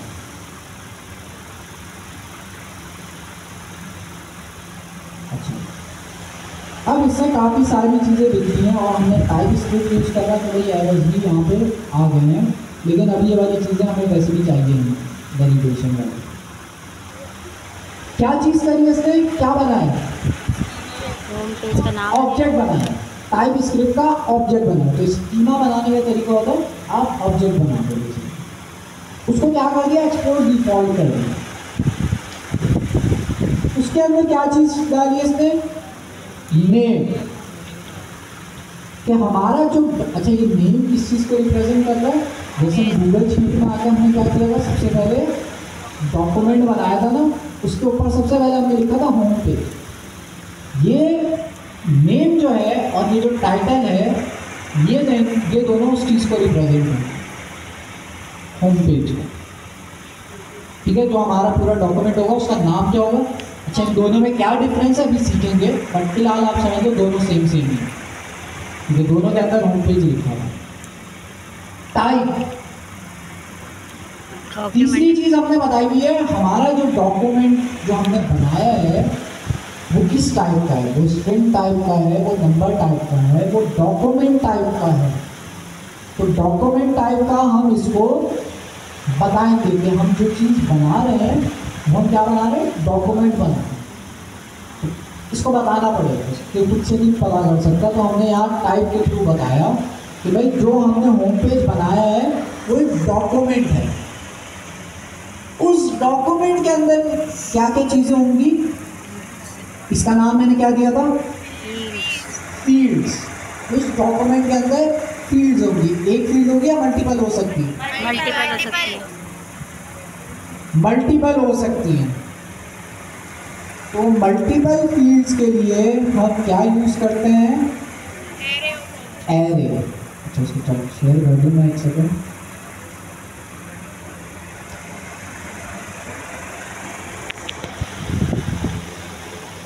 सर इसको सही।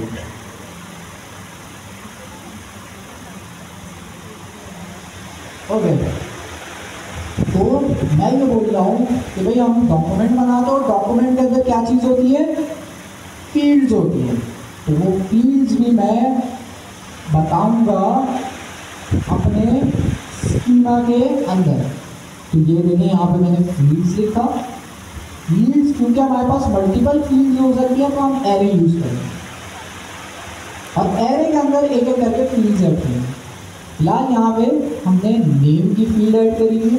ओ, नेम की बोलना, किसकी फील्ड है ये? हेडिंग की फील्ड है। हेडिंग के अंदर भी तीन चीज़ें पास लाजमी है, ये तीन चीज़ें लाजमी, बाकी दो चीज़ें मैं हटा देता हूँ क्योंकि पहले ये तो समझ लेना। ये तीन चीज़ें लाजमी देख लेते हैं। क्या? आपकी फील्ड का नाम और उस फील्ड के अंदर आप जो डेटा स्टोर करोगे उसकी टाइप। तो हेडिंग क्या होती है? स्ट्रिंग होती है, हमने टाइप के अंदर स्ट्रिंग लिखा है। ये पहली आपके पास फील्ड हो गई है। उसके बाद नीचे आते हैं पैराग्राफ। पैराग्राफ के अंदर भी ये तीन फील्ड्स मस्ट हैं और बाकी की दो फील्ड्स मैं हटा देता हूँ। ये तीन फील्ड्स मस्ट हैं जिसके अंदर मैंने बताया पैराग्राफ। पैराग्राफ टाइप के अंदर मैंने क्या लिखा हुआ है? टेक्स्ट। यहाँ स्ट्रिंग नहीं होगा। अच्छा, ये टाइप्स जो हैं, ये क्या मुझे अगर मैं गूगल पे सर्च करूँ मुझे मिल जाएंगी सारी टाइप्स? Sanity, schema, types. मैंने गूगल किया, गूगल के अंदर सारी टाइप्स वो मुझे ये रही सारी टाइप्स। एरे है, ब्लॉक है, बूलियन है, डॉक्यूमेंट अभी हमने यूज करी है टाइप, इमेज भी है, टेक्स्ट भी है। टेक्स्ट और स्ट्रिंग में क्या डिफरेंस है वो जब हम इसको चला के देखेंगे ना तो देखेंगे, बट ये भी टेक्स्ट के लिए ही है। अच्छा, तीसरी हमारे पास जो टाइप है उसके अंदर आपके पास तीन चीज़ें तो लाजमी पास करनी है। इमेज, टाइटल भी इमेज, टाइप मैंने इसकी क्या रखी है? इमेज भी रखी है। अच्छा, ये टाइप बहुत बड़ा फैक्टर है, इसको जब सैनिटी में चलाएंगे ना तो उसमें देखेंगे। अच्छा, इसने देखें और इसको एक्सटेंड किया हुआ है, बट हम इसको एक्सटेंड नहीं करेंगे। हम इसको जो है ना जितना सिंपल हो सके रखते हैं। हॉटस्पॉट का क्या मतलब है? इसको लगा देंगे। बेसिकली ये इमेज को क्रॉप करने का फीचर दे देता है, बट हमने सिंपल रखना है। तो इसमें भी तीन चीज़ें, नेम, टाइटल बेसिकली हमारी इमेज का नाम है और हमारी फील्ड का नाम है, और जो टाइप है वो हमारी फील्ड की टाइप है। तो टाइप बहुत इंपॉर्टेंट है, अभी हम चला के देखेंगे। बटन टेक्स्ट की भी टाइप हमने क्या रखी है? स्ट्रिंग। स्ट्रिंग रखी है। बाकी जो एक्स्ट्रा चीज़ें थी वो बस मैंने हटा दी और ये स्कीमा पूरा लिखा है। सेव करते हैं, वापस आता हूँ मैं चैट जीपीटी पे। उसने कहा था भाई ये पहले स्कीमा बना लो फाइल के अंदर।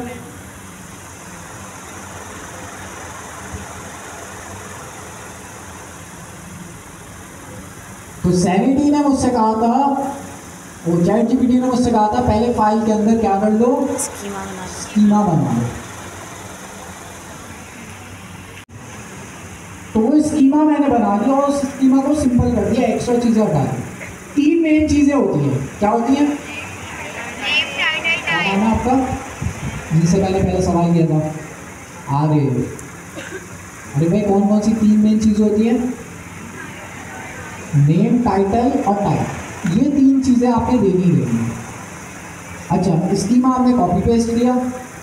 उसके बाद अच्छा, स्कीमा में भी हम और छेड़खानी करेंगे जब हम इसको विजुअली देखेंगे ये स्कीमा से बना क्या। पहले दूसरा स्टेप कर लेगा। वो कह रहा है आपने स्कीमा जो बनाया ना उसको इंपोर्ट कराओ अपने मेन स्कीमा वाली फाइल के अंदर और जो खाली एरिया है उसके अंदर डाल दो। ये लिखा हुआ मैं आता हूँ वापस, schema.ts की जो फाइल है वो तो रखी हुई है, लेकिन सैनिटी को अगर मुझे बताना है मेरा स्कीमा कहाँ रखा है, तो मेन है ये index.ts की फाइल।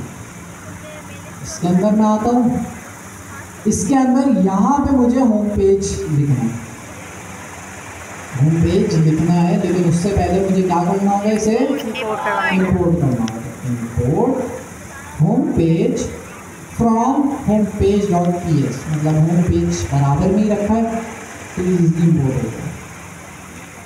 और टाइप्स के अंदर यहाँ पे लाजमी लिखना होगा वरना ये नहीं चलेगा। सेव करते हैं। अब देखते हैं जो स्कीमा हमने बनाया इसका फायदा क्या हुआ, रिजल्ट क्या है। मैं आता हूँ अपने ब्राउजर पे, लोकल होस्ट 3000/studio पे मैं गया, तो क्या हुआ, फोल्डर आ गया होम पेज का। अब वो उसको पता चल गया कि भाई हमारे पास यहाँ पे कुछ कंटेंट डालने के लिए स्ट्रक्चर बना हुआ है, स्कीमा बना हुआ है। अब मैं डेटा वगैरह इंसर्ट कर सकता हूँ, ये स्कीमा वाला इसका। अब यहाँ पे मैं सेम अबाउट पेज भी बना सकता हूँ, कॉन्टैक्ट पेज भी बना सकता हूँ, इस तरह से सारे पेजेस बना सकता हूँ। अच्छा, होम पेज यहाँ पे पहले नहीं था। होम पेज पे मैं क्लिक करता हूँ, क्या कह रहे हैं, no document of this type, मतलब होम पेज का स्ट्रक्चर मैंने बता दिया कि होम पेज के अंदर क्या क्या चीज़ें होंगी, लेकिन होम पेज बनाया नहीं है। समझे इस चीज़ को, होम पेज का स्ट्रक्चर बना लिया मैंने। स्ट्रक्चर से मुराद ये कि ये बता दिया कि होम पेज के अंदर क्या क्या फील्ड्स होंगे, लेकिन एक्चुअल होम पेज नहीं बनाया। तो वो अब मैं बनाऊंगा, वो कैसे बनेगा, उसके लिए कोई कोडिंग नहीं करनी। यहाँ पर प्लस का साइन नजर आ रहा है, इसको क्लिक कर देना। जैसे ही मैं क्लिक करता हूँ तो यहाँ क्या क्या चीजें आ गई, गौर से देखें। हेडिंग, अब यहाँ मैं हेडिंग लिख सकता हूँ, यस, पैराग्राफ, पैराग्राफ यहाँ से कॉपी कर लेना। अच्छा, पैराग्राफ और हेडिंग का जो फील्ड्स है उस पर आप नोट करें क्या डिफरेंस है। पैराग्राफ की फील्ड, ये टेक्स्ट एरिया और जो वो फील्ड है ना वो टेक्स्ट एरिया, इसकी हेडिंग ही छोटी है। वो तो इनकी जो टाइप्स मैंने लिखी थी ना उसमें फर्क है। Home page dot T S पे आते हैं, यहाँ पे मैंने हेडिंग की जो फील्ड बनाई है उसकी टाइप मैंने रखी है स्ट्रिंग। स्ट्रिंग, पैराग्राफ की जो फील्ड बनाई है उसकी टाइप मैंने रखी है टेक्स्ट। तो ये जो टाइप है इससे डिसाइड करता है सैनिटी कि आपकी फील्ड कैसी दिखनी चाहिए। बड़ी इंटेलिजेंट। तो स्ट्रिंग रखूंगा तो सिंपल टेक्स्ट वाली आ जाएगी, टाइप टेक्स्ट रखूंगा तो एक आपके पास बड़ा एरिया आ जाएगा जिसके अंदर आप पैराग्राफ लिख सकते हैं, ज़्यादा पैराग्राफ लिख सकते हैं। रहेगा वो नीचे आ गया। फिलहाल तो हमारा छोटा सा पैराग्राफ है वो लिख लिया। तीसरी फील्ड कौन सी थी, इमेज। इमेज का भी देखो इसने अपलोड करने का ऑप्शन खुद ही दे दिया। दिया हुआ है। यहाँ पे मुझे कोई अपलोड की फंक्शनैलिटी नहीं रखनी, यहाँ बस मैंने इसको अपलोड कर दिया अपनी इमेज को। तो जो मेरे पास इमेज रखी थी उसको मैंने इजीली अपलोड कर दिया। उसके बाद नीचे आते हैं, बटन टेक्स्ट की टाइप क्या थी, टेक्स्ट। स्ट्रिंग रखी थी हमने, तो यहाँ सिंपल गेट सर्विस सर्विसेज। तो ये हमारे पास सैनिटी का कंटेंट मैं डाल रहा हूँ, लेकिन स्कीमा समझना बड़ा ज़रूरी है। स्कीमा के बगैर आप ये कंटेंट डाल नहीं सकते। ये कंटेंट डालने वाला पार्ट तो बहुत आसान है, स्कीमा वाला पार्ट समझना बहुत ज़रूरी है कि स्कीमा क्या कर रहा है। स्कीमा सैनिटी को बता रहा है कि हमारे पास जो भी होम पेज होगा उसके अंदर कौन कौन सी फील्ड्स होंगी, ये सैनिटी को हमें बताना होगा ना। तो सैनिटी को बताने के लिए सब लोग एक साथ आया था क्या, ज़्यादा प्यास लग रही थी सबको एक साथ। या बाहर जाके?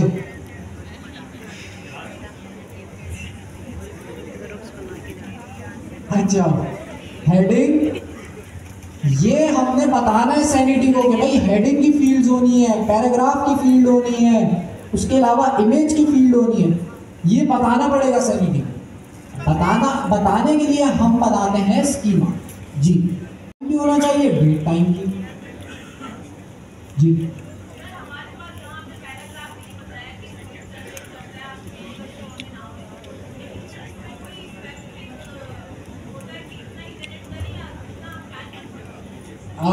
पैराग्राफ के अंदर जितना डालना हो डाल सकते हैं।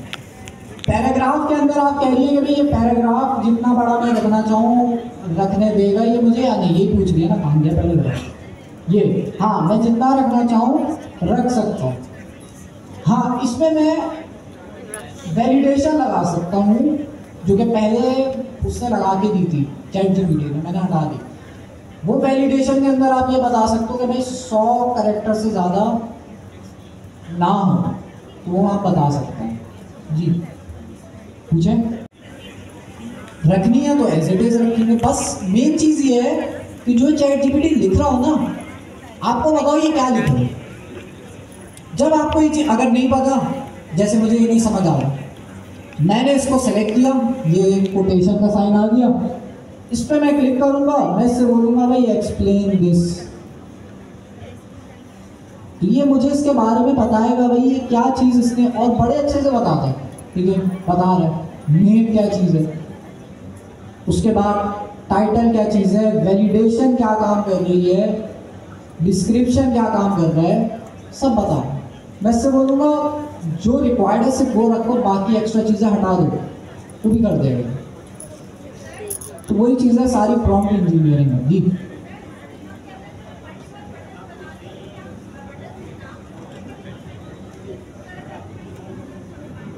अगर मुझे मल्टीपल बटन बनाना है तो मुझे इसको बताना पड़ेगा बटन 1 और बटन 2, 2 बटन बनाना। अभी मेरे पास यहाँ पे स्कीमा के अंदर इमेज है, बटन टेक्स्ट है, तो यहाँ इसका मैं नाम रख दूंगा बटन टेक्स्ट 1 और दूसरे का नाम रख दूंगा बटन टेक्स्ट 2। तो 2 बटन के टेक्स्ट में दे सकते हैं।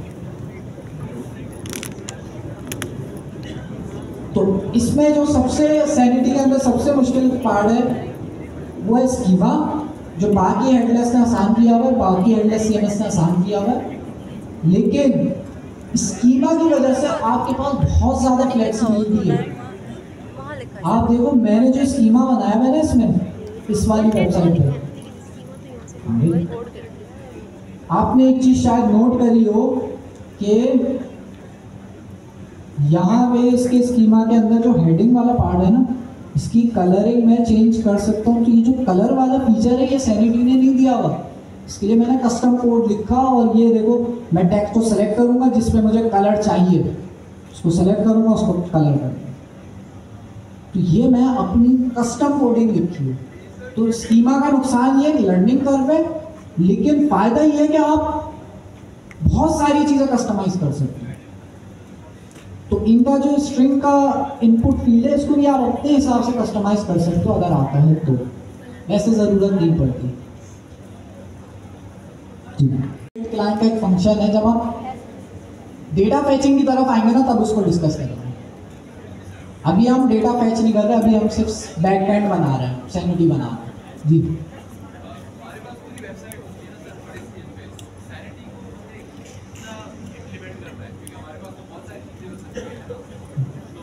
कोशिश ये करनी है सारी चीज़ें सैनिटी से चेंज हो सके, वो अच्छा पूरी वेबसाइट। अब डिपेंड करता है क्लाइंट की रिक्वायरमेंट में भी, जाहिर सी बात है उसमें टाइम भी आपका लगेगा। तो समटाइम्स ये होता है, जैसे ये जो वेबसाइट है ना इसमें सब चीज़ें नहीं है सैनिटी में, इसमें सिर्फ ब्लॉग्स वाली चीज़ें, ये सर्विसेज वाली चीज़ें कि भाई कल को अगर किसी ने एक और सर्विस ऐड करनी है तो आराम से कर सके। रिकमेंडेड ये है कि सारी चीज़ें हेडलेस CMS में होनी चाहिए, सब चीज़ें, बटन टेक्स्ट भी होना चाहिए, सब A to Z, लेकिन ड्राफ्ट के तौर पे सेव रहेगा। मतलब ये जो है ना, जैसे व्हाट्सएप का भी फीचर आप मैसेज करके आधा मैसेज लिख के छोड़ दो तो वो ड्राफ्ट में हो जाता है, मतलब वो लिखा रहेगा, आप बाद में उसे सेंड कर सकते हो। यहाँ भी ऐसे फीचर है कि आप जो है इसको लिख के पब्लिश नहीं करोगे तो तब तक जो है नेक्स्ट ईयर इसको पढ़ नहीं सकते इस डेटा को। पब्लिश करना जरूरी है। तो ये पब्लिश मैंने कर दिया, नीचे आ रहा होता है इसका बटन। अब जो हमारा होम पेज है, जो हीरो सेक्शन है होम पेज का, वो तैयार है। अगले स्टेप की तरफ जो हमने मूव करना है वो इस होम पेज का डेटा अपनी नेक्स्ट ईयर के अंदर शो कराना है, उसकी स्टाइलिंग करनी है। स्टाइलिंग तो आप मुझसे अच्छी करते हैं, मैं तो नीला पीला बना दूंगा, बट जो है आपने ये काम करना। तो सैनिटी के अंदर सीखने वाली चीज़ सिर्फ स्कीमा आ गया। सैनिटी बहुत आसान है।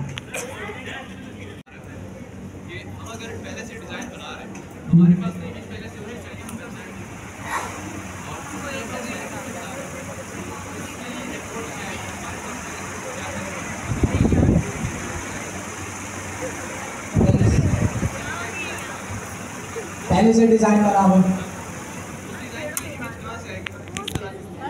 सैनिटी से फैच करेंगे ना, सैनिटी से इमेज फैच करेंगे। अच्छा, सैनिटी इमेज नहीं देती, इमेज का यूआरएल देती है। यूआरएल आ गया, वो यूआरएल नेक्स्ट ईयर के अंदर इमेज के कंटेंट में डाल देंगे, जुड़ जाएगी। पैचिंग करनी होगी पहले, डेटा पैच करने वाला पहला स्टेप है, वो अभी हम उसी स्टेप की तरफ जा रहे हैं। अब स्कीमा के बाद दूसरा लर्निंग कर्व है ग्राफ। ग्राफ क्या है? स्पेलिंग क्या है पहले ये बताओ। आप देख क्या आ रहे हो बता दिया तो कार्ड वापस।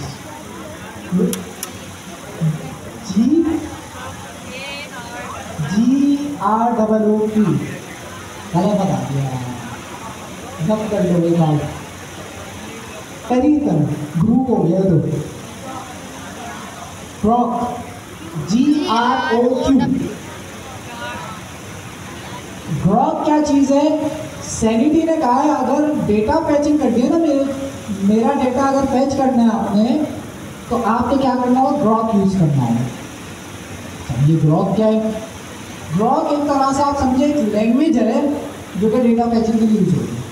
इसको सीखने का तरीका जो है ना, वो एक तरीका तो ये है, सीख लिया, चैट जीपीटी से सीख लिया। दूसरा तरीका हम थोड़ा मैनुअली सीखते हैं, फिर क्यूरी जो लिखवाएंगे ना वो जीपीटी से लिखवाएंगे, ताकि आपको प्रॉम्प्ट इंजीनियरिंग भी आए। यहाँ पे हम अभी कौन से वाले टैब में? स्ट्रक्चर, जहाँ से आप डेटा वगैरह डाल सकते हैं। ग्रॉक क्या चीज़ है उसको अगर मुझे चेक करना है, वो मैं जाऊँगा किसमें? विजन में। विजन में जाने के बाद मैं यहाँ पे लिखता हूँ, ये देखें, यहाँ वो बोल रहा है आप जो भी क्यूरी लिखोगे यहाँ लिखोगे।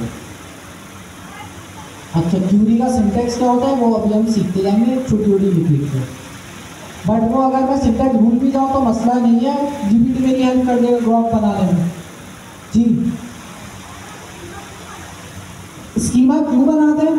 अच्छा, स्कीमा इसलिए बनाते हैं कि अभी जो हमारे पास सैनिटी ने काम दिया, खुलावत होता है, सैनिटी ने यहाँ पे होम पेज का हमें एक सेक्शन दे दिया।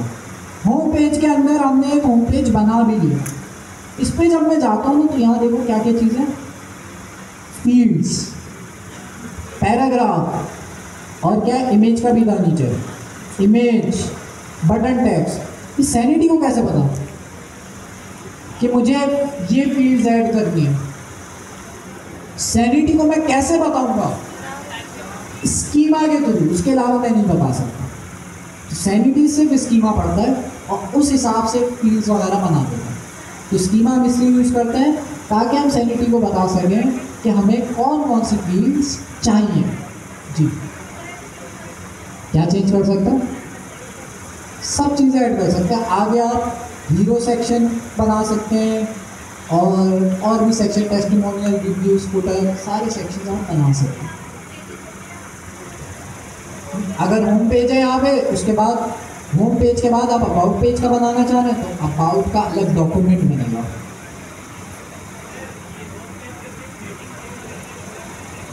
हेडिंग चेंज करूँगा तो कर सकते हैं भाई, यही चेंज कर देता हूँ ना, क्या करूँ? आरिफ भाई लिख दूँ, आरिफ भाई ओ कार्ड नहीं मिलेगा लेकिन। अच्छा तो हेडिंग तो चेंज कर सकते हो। जैसे ही मैं चेंज करूँगा पब्लिश वापस करना होगा या नहीं? करना होगा, हर दफ़ा चेंज करने पे पब्लिश करना होगा। अब यार डेटा पैचिंग की तरफ आते हैं। विजन में मैं जाता हूँ। विजन में मैंने आपको बोला कौन सी लैंग्वेज हम यूज़ करेंगे? Grok, GROQ, Grok.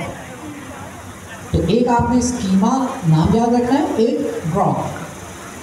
अगली क्लास में रैंडमली पूछेंगे। अच्छा यहाँ मैं क्या लिख रहा हूँ? अपनी क्यूरी लिख सकता हूँ। ग्रॉक एक क्यूरी लैंग्वेज है जो कि डेटा फैच करने के लिए यूज होती है। तो यहाँ मैं कुछ नहीं करता, मैं स्टैटिक लगा देता हूँ। ये क्यूरी लिख ली मैंने। अच्छा स्टैटिक वैसे क्या करती है, आपको क्या लगता है? CSS में क्या करती है? ऑल के लिए स्टैटिक यूज करता है। तो मैंने क्यूरी में लिखा स्टैटिक मतलब ऑल। इसको जब मैं चलाऊंगा, यहाँ रन का ऑप्शन आ रहा होगा, फैच का ऑप्शन आ रहा है नीचे, कंट्रोल एंटर भी दबाओगे तब भी चल जाएगा। फैच पे मैंने क्लिक किया तो ये हमारे पास कुछ डेटा आ गया है और बहुत सारा डेटा है। यहाँ पे हमारे पास होम पेज का भी डेटा होगा लेकिन ढूंढना पड़ेगा। लेकिन होम पेज के अलावा भी बहुत सारा डेटा आ गया। ये देखो, ये पैराग्राफ जाना पहचाना लग रहा है। अरे भाई आ गया, अरे भाई आ गया। तो मतलब डेटा हमारे पास आ रहा है, लेकिन क्योंकि मैंने वहां पे स्टैटिक लिखा है, स्टैटिक का मतलब ऑल, और का मतलब भाई ये हमारा जो होम पेज है उसके अलावा भी 10 चीजें ले आए, मतलब पूरा सैनिटी का डेटा उठा के ले आए। क्या क्या हो सकता है उस डेटा में? मेरी जो गूगल की जिससे मैंने लॉगिन किया हुआ उसका नाम हो सकता है, ईमेल हो सकती है, मेरी प्रोफाइल पिक्चर हो सकती है, और उसके अलावा परमिशंस वाला बहुत सारी चीज़ें जो कि सैनिटी का डेटा है वो सब भी आ गए। मुझे वो सब थोड़ी चाहिए, मुझे सिर्फ चाहिए होम पेज का डेटा।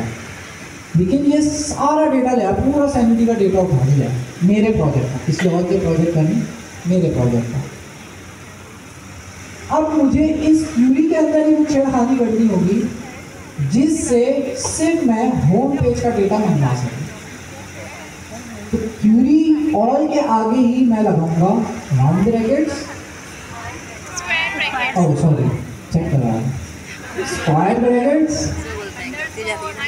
स्क्वायर ब्रैकेट के अंदर मैं लगाऊंगा। अच्छा पहले ना यहाँ पे चेक करते हैं होम पेज का आ क्या है। दिख तो गया था हमें इत्तेफाकन सबसे नीचे होम पेज, इसके अंदर है ये रहा। अच्छा इसके अंदर क्या क्या चीज़ें हैं? बटन, टेक्स्ट है, टाइप है, आईडी है, अपडेटेड है भाई। ये जो एक्स्ट्रा फील्ड्स हैं ये किसने ऐड करी है? सैनिटी ने ऐड करी है। अच्छा इसकी टाइप क्या है? Home page. हम अगर कुछ ऐसा क्वेरी में लिखें कि सिर्फ वो डेटा लाओ जिसकी टाइप होम पेज हो, तो क्या सिर्फ होम पेज का डेटा ले आएगा वो? ले आएगा।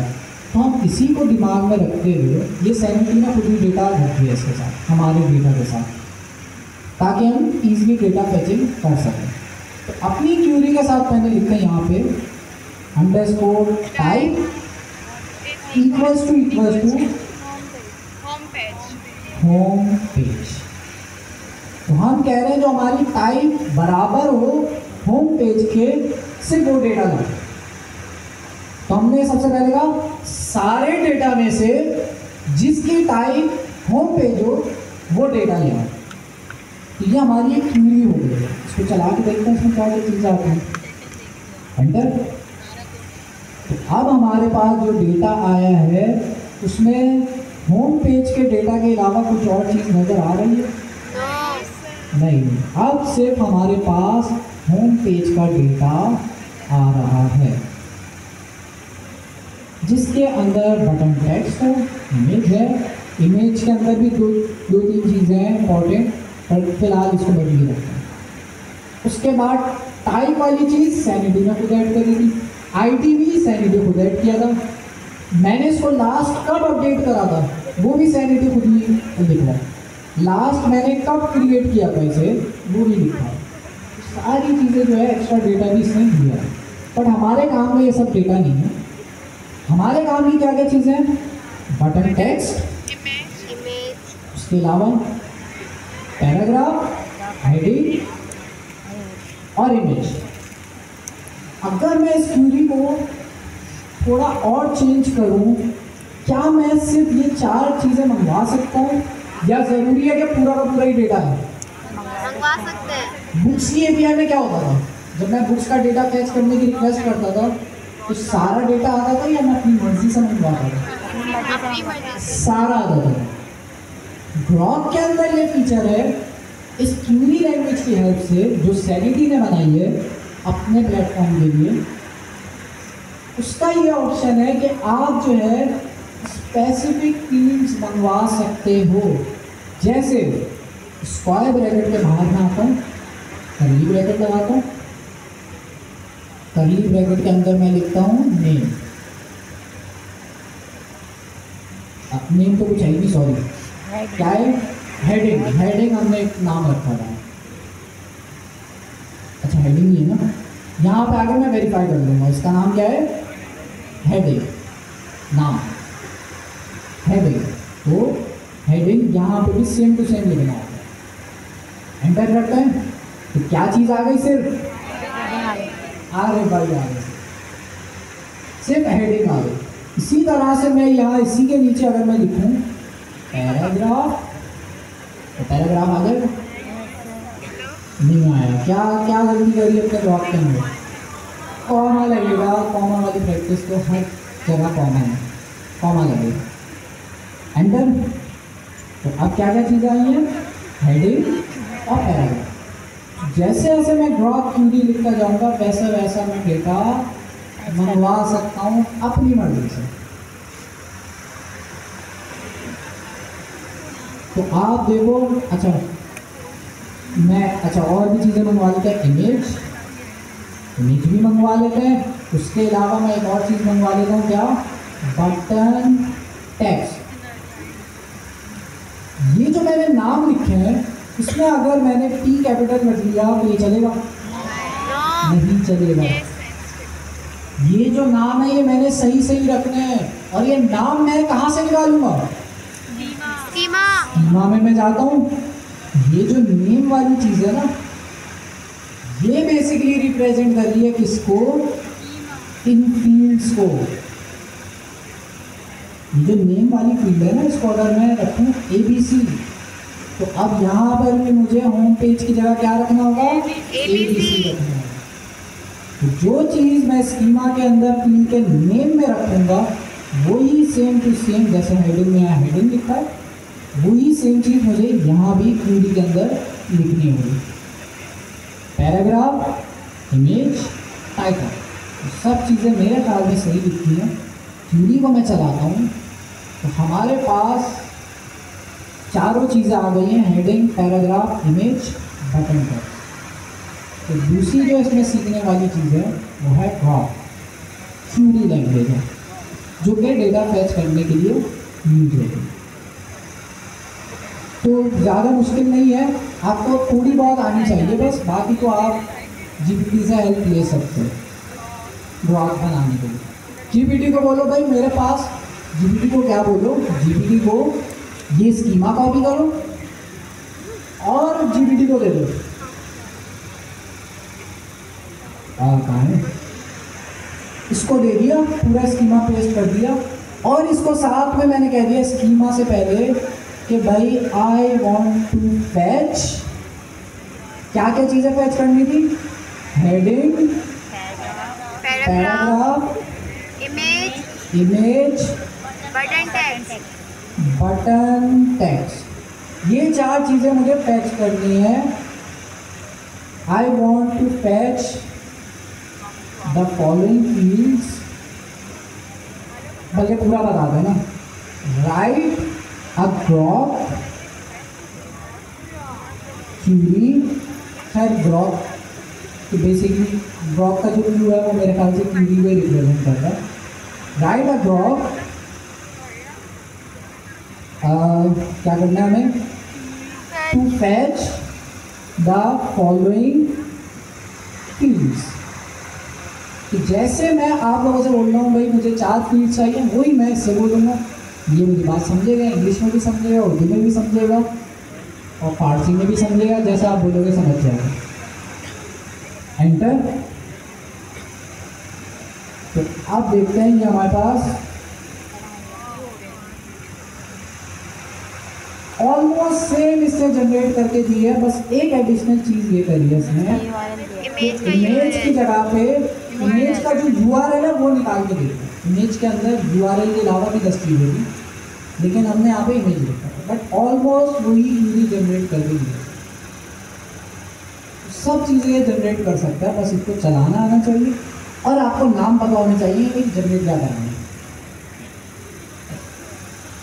ग्रॉक क्यूरी हमारे पास यूज होगी डेटा फेच करने के लिए। हम नेक्स्ट ईयर्स में ये क्यूरी को लिखेंगे और इस क्यूरी के हेल्प से हमारे पास डेटा आ जाएगा। डेटा किस फॉर्म में आ रहा है, जेसन फॉर्म में आ रहा है। ये जेसन फॉर्म में डेटा लिखा है। अच्छा एक चीज नोट करिए आप, ये ऑब्जेक्ट में आ रहा है या एरे में आ रहा है। सैनिटी हमेशा डेटा देती है एरे में, चाहे एक डेटा क्यों ना हो।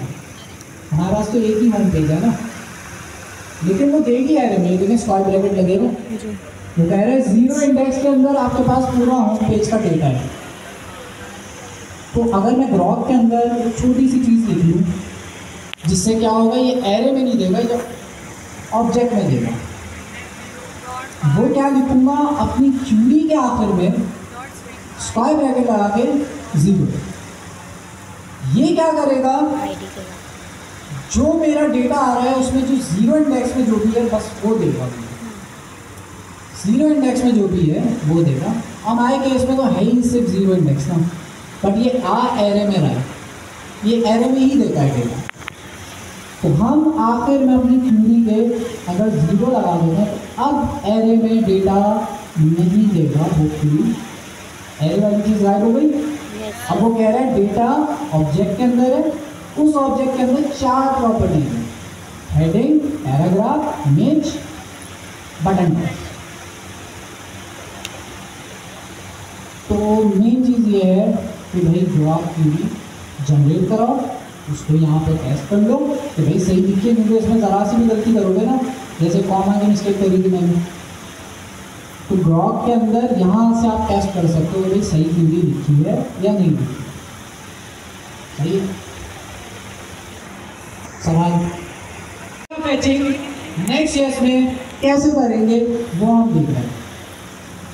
हम आते हैं सैनिटी वाला पार्ट हो गया, बैकएंड हमारा तैयार है, डेटा उसके अंदर हमने डाल दिया, सारी चीज़ें सही है। अब फ्रंट एंड पे आ जाते हैं, page.tsx के अंदर।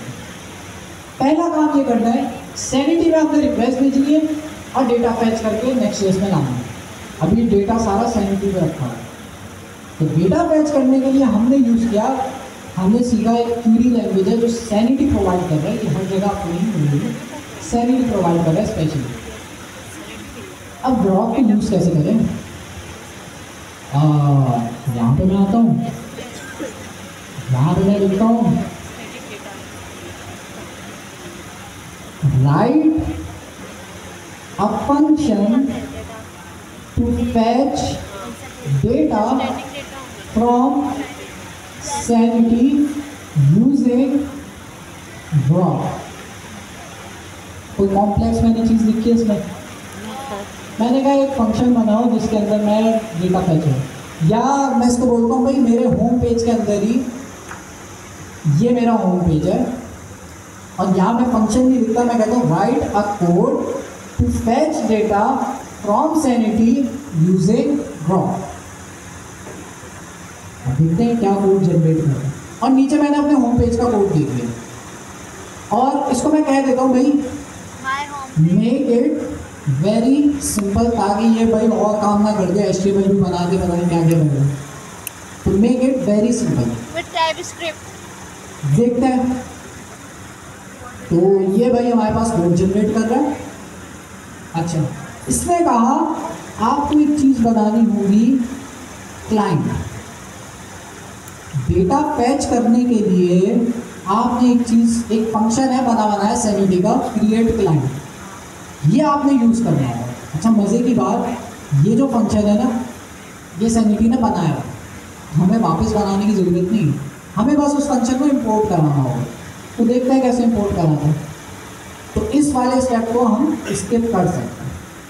उसके बाद वो कह रहा है भाई आप अपनी क्यूरी लिखो ऐसे, और जो भी आपका क्लाइंट है उसके आगे डॉट पैच का फंक्शन, डॉट पैच का मेथड लगाओ, और जो आपकी क्यूरी है वो इसके अंदर पास कर दो,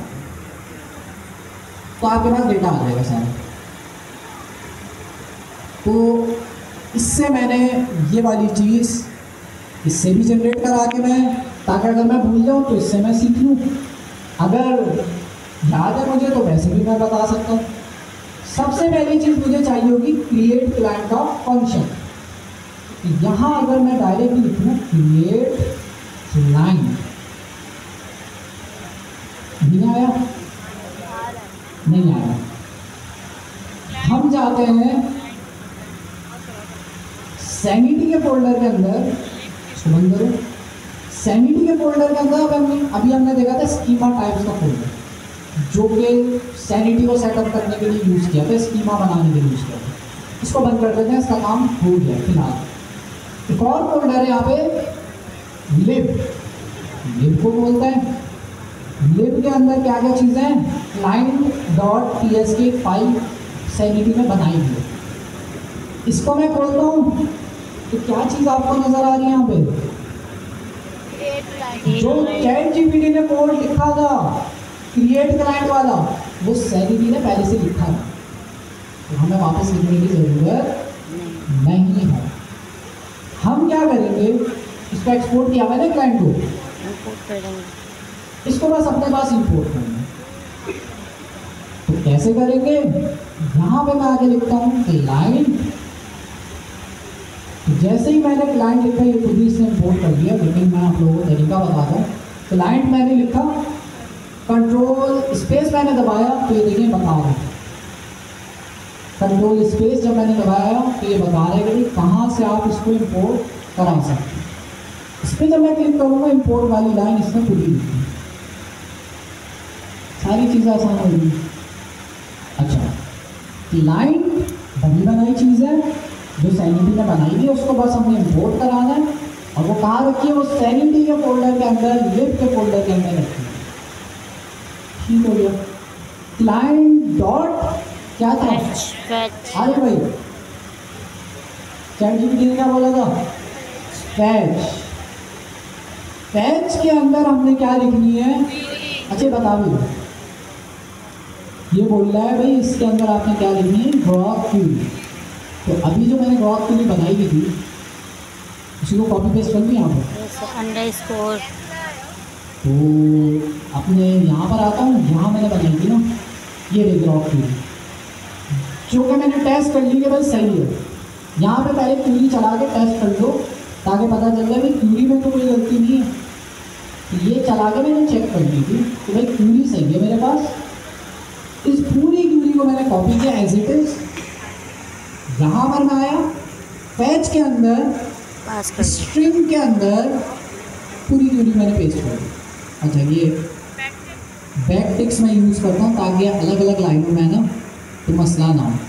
तो बैक टिक्स जो है हमारे पास, उसको यूज़ करते हुए पूरी क्यूरी मैंने पेस्ट कर दी एज इट इज। ठीक हो गया।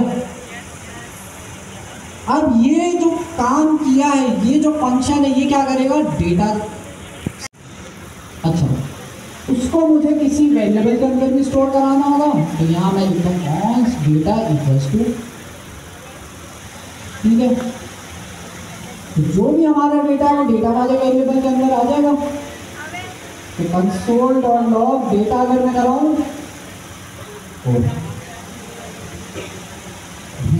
क्या चीज़ मिसिंग है यहाँ पे, अवेट, क्लाइंट से पहले जीपीटी ने भी बताया था मुझे अवेट लगाना जरूरी है।